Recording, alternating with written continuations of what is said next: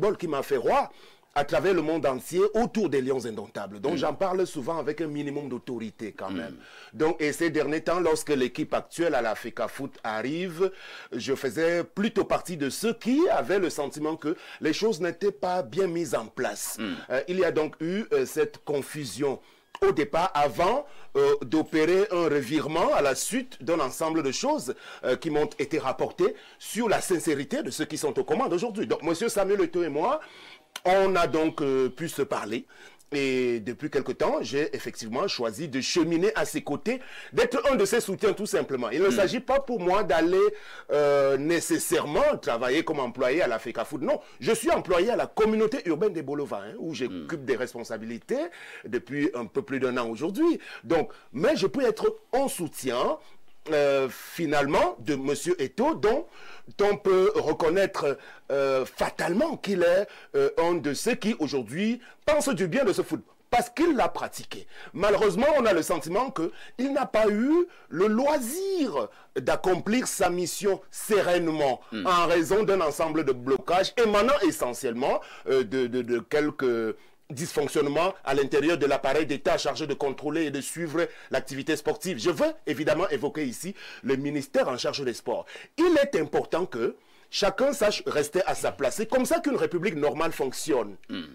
Que le MINSEP soit simplement la tutelle et qu'elle puisse laisser à l'organe technique, effectivement, le loisir de diriger la discipline football. C'est ce qui est prévu. En réalité, aujourd'hui, c'est l'une des choses, c'est l'un des goulots d'étranglement. Je le martèle davantage parce qu'on a la dernière actualité concernant le fonctionnement des Lions indomptables. Vous savez qu'on a un entraîneur qui est arrivé et qui, aujourd'hui, malheureusement, ne veut pas se ranger, reconnaître que c'est la fédération qui est son véritable patron. Jusqu'à ce jour, M. Marc Brice n'en fait qu'à sa tête. Encouragé en cela par quelques personnes autour du ministre Narcisse Mouelé-Kombi, ça on ne peut pas l'accepter en République. C'est l'une des choses qui m'ont révolté à un moment donné lorsque j'ai eu connaissance. Je sors par un exemple. Le Cameroun devait prendre part à un tournoi en France récemment à Montaigu. Je faisais partie de ceux qui étaient intégrés dans cette délégation pour la sélection des moins de 15 ans. Et j'ai donc pu assister à la préparation de cette équipe qui n'a pas été faite normalement suivant le calendrier, le chronogramme institué et proposé par le président de la FECAFOOT. Les gens du ministère ont mis l'équipe en stage quand ils voulaient. Ils n'ont pas pris soin de suivre. Et en réalité, lorsqu'on va questionner les résultats, généralement, on pense que c'est la FECAFOOT qui ne fait pas le job, alors qu'il y a 10 000 blocages au niveau du ministère des Sports. Donc moi, je plaide aujourd'hui désormais qu'on leur laisse le soin de terminer leur mandat, de faire le bilan et de se projeter. Et je pense que ce sera bénéfique pour tout le monde. Sam Sévéran, je vous relance avec une dernière préoccupation concernant la FECAFOOT. Ils sont nombreux au regard des résultats du côté de la Fédé et qui pensent que pratiquement déjà à la fin du mandat du président Eto'o, c'est une catastrophe. Vous partagez cette observation, ce constat?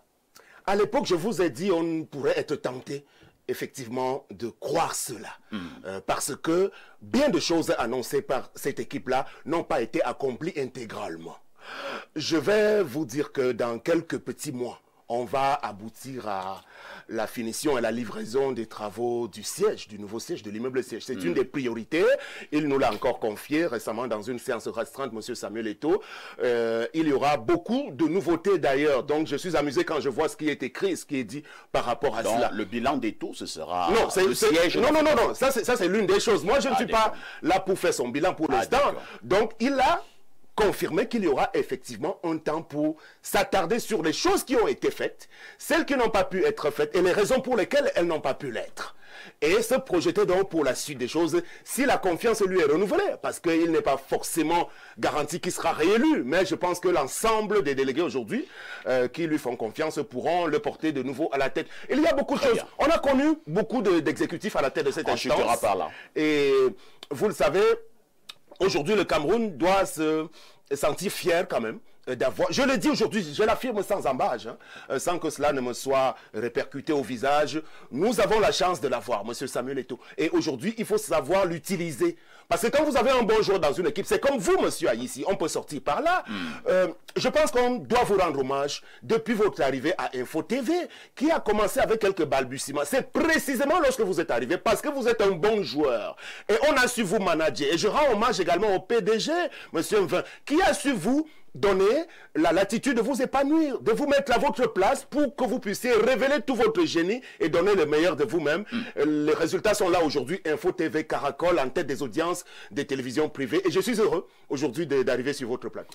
Merci Sam Severango. Nous avons travaillé presque ensemble sous d'autres cieux. Là, nous parlions beaucoup du droit d'auteur. Tout à fait, en culture. En face de ça, Sam Severango, nous avons la bellissime Julie P. qui nous a aussi retrouvés sur ce plateau. Bonjour Julie.